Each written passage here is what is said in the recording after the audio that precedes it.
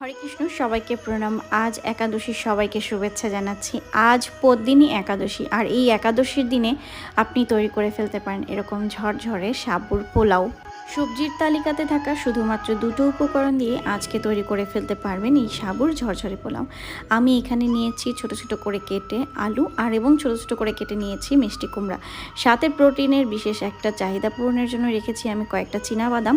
আর এখানে আমি ফোড়নে ব্যবহার করব আদা।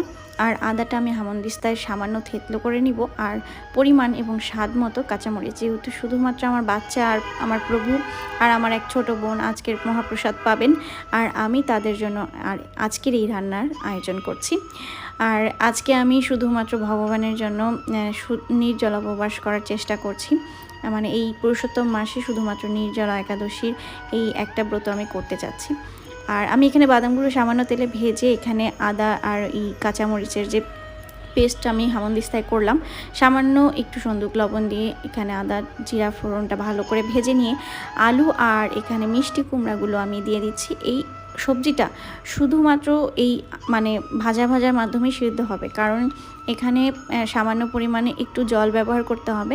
আর এই সবজিটা একদম মানে 70% এই রান্নাটা হয়ে যাবে, তারপর কিন্তু সাবুটা ব্যবহার করতে হবে।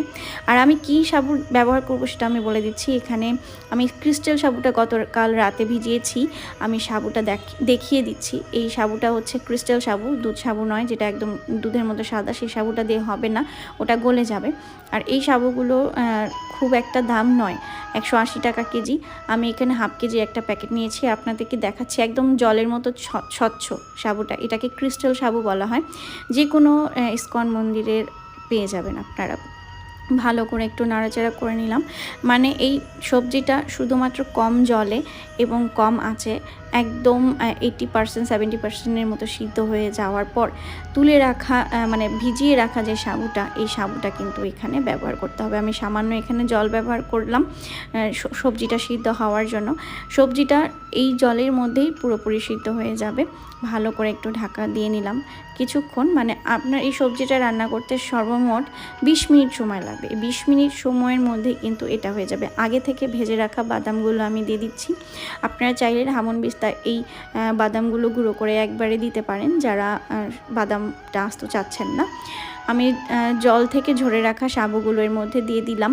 আর সাবুগুলো কোনো রকম ঢাকা দিতে হবে না, কোনো রকম মানে অপেক্ষা করতে হবে না। জাস্ট সাবুগুলো দেওয়ার পর 30 থেকে 40 বা 1 মিনিট সময় লাগতে পারে এই সাবুটা হওয়ার জন্য। এরকম নাড়াচাড়ার মাধ্যমে সাবুটা একদম স্বচ্ছ হয়ে যাবে কাচের মতো। একাদশীতে একাদশীর বিভিন্ন ধরনের প্রসাদ যারা পান তাদেরকে নিয়ে অন্যরা উপহাস করবেন না, কারণ সবার শরীর এক নয়। একাদশীতে যারা বাইরে কাজ করেন বা মাঠে ঘাটে যারা কাজ করেন গ্রামে অঞ্চলে, তাদের জন্য একাদশীর প্রসাদ পাওয়া খুবই জরুরি, কারণ সেদিন কোনো রকম অন্ন সেবা সম্ভব নয়। যারা নির্জলা উপবাস করেন একাদশীর দিনে, তার শক্তি এবং সামর্থ্য দিয়ে সেটাই করা উচিত। কিছু কিছু ভক্ত আছেন যারা অন্যকে নিয়ে একটু বেশি কথা বলেন, যেমন হচ্ছে একাদশীর দিন এত আইটেম রান্না করার কি প্রয়োজন, নির্জলা উপবাস থাকলেই তো হয়, সবার সামর্থ্য এক নয়। ভগবানের মহাপ্রসাদ পেয়ে যদি কেউ একাদশী করেন অন্ন সেবাটা বাদ দিয়ে, তাহলে সেটাই তার জন্য পুণ্য। হরে কৃষ্ণ।